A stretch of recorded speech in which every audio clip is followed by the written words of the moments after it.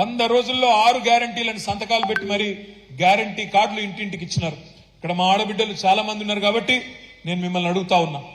మహాలక్ష్మి అన్నారు, నెలకు 2500 ఇస్తాం, 500 రూపాయలకే సిలిండర్ ఇస్తాం, ఫ్రీ బస్సు అన్నారు. ఈ ఫ్రీ బస్సు అని పెట్టినరు.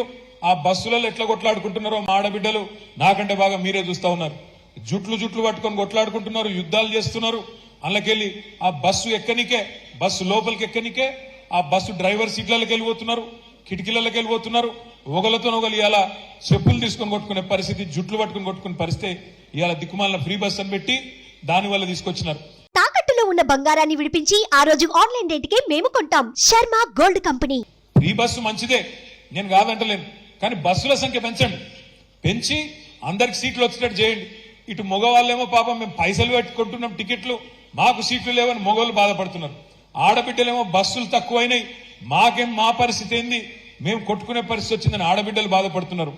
ఆటో డ్రైవర్లేమో మా పొట్ట మీద కొట్టింది ప్రభుత్వం అని చెప్పి 6.5 లక్షల మంది ఆటో డ్రైవర్లు వాళ్ళు బాధపడతా ఉన్నారు.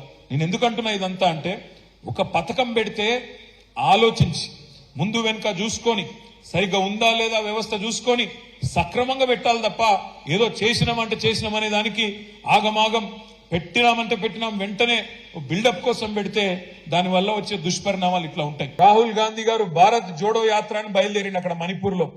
ఆయననేమో భారత్ జోడో అంటున్నారు, ఆయన పార్ట్నర్స్ అందరూ రాహుల్ కు చోడో అని చెప్పి వెళ్ళిపోయి వాళ్ళందరూ ఎవరి దుకాణం వాళ్ళు పెట్టుకుంటా ఉన్నారు. ఎందుకంటే వాళ్ళకి అర్థమైపోయింది కాంగ్రెస్ పార్టీతోని కాదు, బీజేపీని ఓడగొట్టాలి అంటే కాంగ్రెస్ కు ఆ సత్తా లేదు, కాంగ్రెస్ వల్ల కాదు. అందుకే ఇవాళ ఒక్కొక్కరుగా వెస్ట్ బెంగాల్లో మమతా బెనర్జీ గారు వెళ్ళిపోయినారు. నేను రాహుల్ గాంధీతోని కాంగ్రెస్ పార్టీతోని పని చేయలేను, నా పోటీ నేనే చేసుకుంటా అని మమతా బెనర్జీ గారు వెళ్ళిపోయినారు.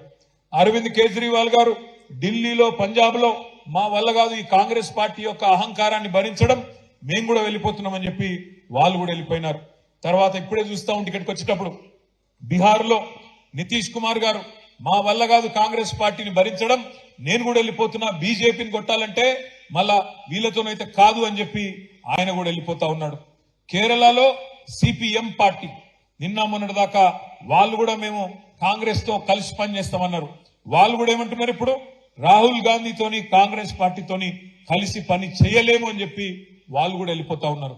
అందుకే ఇవాళ మనం ఈ దేశంలో, ఈ రాష్ట్రంలో ఉండే ప్రజలందరికీ మనం చెప్పాల్సింది ఒకటే, బీజేపీని ఆపాలంటే, మోడీని ఎదుర్కోవాలంటే కాంగ్రెస్ పార్టీతోని, రాహుల్ గాంధీతోని కాదు.